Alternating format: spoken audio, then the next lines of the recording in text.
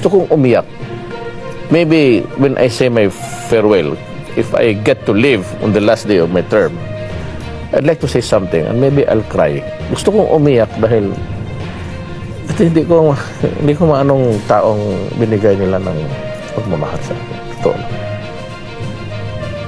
20 years is... Grabe yun. And I don't think... If father was a governor, twice...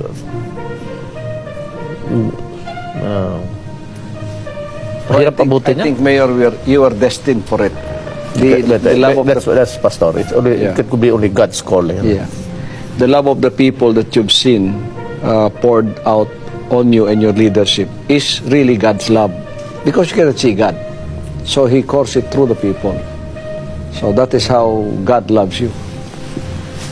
Kasi isang lakang kalaban, tapos kung may kalaban ka, ibabaon mo naman. Sometimes it's, if you look at it on a, but you know, proudness brings you nothing. You're being too proud, inordinately proud about ano. So you have to equate reality. Why? Bakit?